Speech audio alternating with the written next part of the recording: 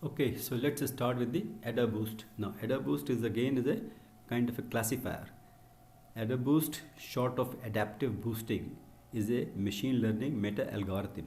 Now, the AdaBoost is used to boost the performance of decision trees on binary classification problem. Right? So this is the purpose of this, and it is used whenever it is required. Now let's run this, then we'll load the libraries as per our requirement, that is sklearn, ensemble, import AdaBoost classifier, because this is the one that we are going to use. Then sklearn, import datasets, then sklearn, import model selection, import train test split, and then matrix also. So all this we need to import. So once we import it, then we are going to start our actual exercise, because these libraries are required for doing all these activities which are there, or calculations, etc. So now loading data set. In the model of the building part, you can use the iris dataset. So we are using the iris dataset, which we have used earlier also. So you can use the same dataset for various purposes, which is a very famous multi-class classification problem. This dataset comprises 4 features, that is sepal length, sepal width, petal length, petal width, and a target, the type of flower. This data has 3 types of flower classes, that is setosa, versicolor, and Virginia. So again we can run this. Now load data, we are loading the data iris. So iris is equal to dataset, load iris, x is equal to iris data, and y is equal to iris target. That is again specified here. Now split dataset. To understand model performance, dividing the dataset into a training set and a test set is a good strategy. Let's split dataset by using function train test split. You need to pass 3 parameter features, target and test size. So you can do that also. Then split dataset into training set and test set. 70% training and 30% for the testing part. And again the same way, that x train test, x train, x test, y train, y test, train test split, x y test size is equal to 0.3, that is 0. That is 30% is for the testing. So again we can run this. Now building an AdaBoost model. Now let's create the AdaBoost model using scikit-learn. AdaBoost uses decision tree classifier as the default classifier. So we can run this also. Of course nothing is going to happen for this, but create AdaBoost classifier object. Now here we are going to write the actual code where some calculation is going to be there. So ABC is equal to AdaBoost classifier, n estimator is equal to 50, learning rate is equal to 1. Now this learning rate you can decide, but it is better to start with 1, and then if you feel that you can increase. Train AdaBoost classifier, model ABC, fit x train, y train, predict the response for test dataset, and y pred is equal to model predict x test. So we can do this calculation by writing this code. Now the most important parameter are a base estimator, n estimator, and learning rate. Base estimator, it is a weak learner used to train the model. It uses decision tree classifier as a default weak learner for training purpose. You can also specify different machine learning algorithms. Now n estimator, number of weak learners to train iteratively. Learning rate, it contributes to the weight of the weak learner. It uses 1 as a default value, right? That is why we have taken as 1 to start with. Now evaluate the model. Whatever model has been created with the help of those codes, now we can evaluate. So let's estimate how accurately the classifier or model can predict the type of cultivators. Accuracy can be computed by comparing actual test set values and predictive values. So this we have run. Now we are going to print the accuracy part. So model accuracy, how often is the classifier correct? So print accuracy, matrix dot accuracy underscore score, and then y test, y pred. So when we run it, you are, I think we have not cleared it.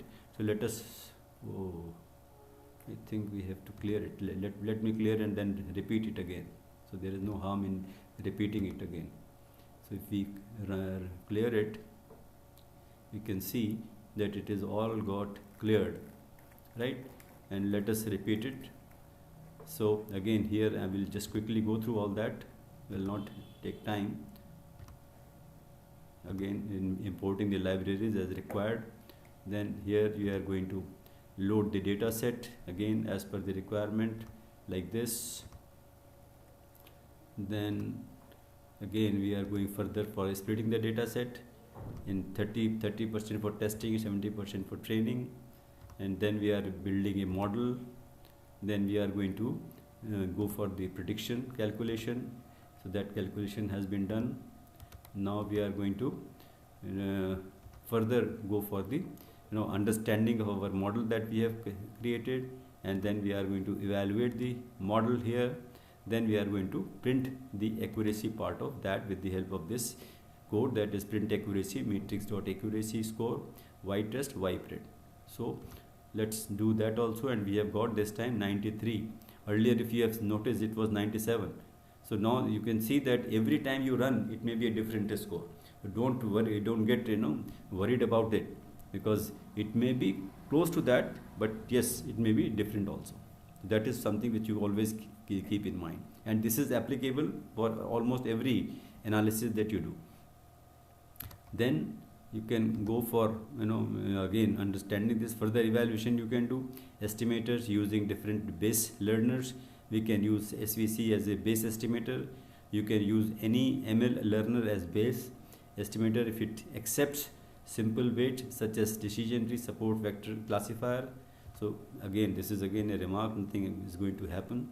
Load libraries of sklearn. Now ensemble import AdaBoost classifier, which we need to check.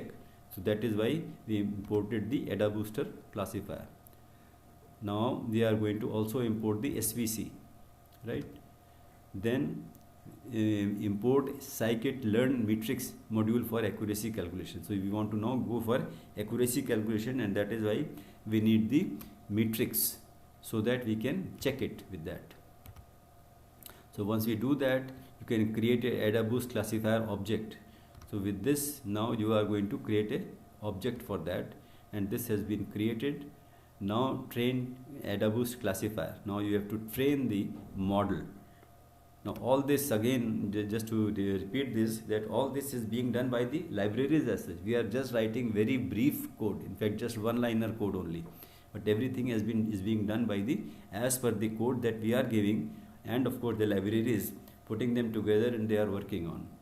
So we should only know that how these are to be used. That's it. Now we are going for the predicting. So predicting the actual, out of the test data, what is the kind of prediction that we get. So once we go for this, you can see that it is something which is prediction has been done. Now we are going to check the accuracy part. That is what is required now. So we can see that accuracy is equal to 1, which is fairly good. Now, well, you got a classification rate of 97. Now here earlier we got 97. Now we have got 93%, considered as good accuracy. Even 93% is also good accuracy. In this case, SVC based estimator is getting better accuracy than decision tree based estimator. So pros are that AdaBoost is easy to implement, as we have seen. It iteratively corrects the mistakes of the weak classifier and improves accuracy by combining weak learners. So you can use many base classifiers with AdaBoost. AdaBoost is not prone to overfitting. This can be found out via experimental results, but there is no concrete reason available for that. Cons are that AdaBoost is sensitive to noise data. It is highly affected by outliers because it tries to fit each point perfectly. AdaBoost is slower compared to XGBoost. So this is both the pros and cons that we have understood, and we have seen that how this AdaBoost classifier works. This completes our AdaBoost classifier. Thank you.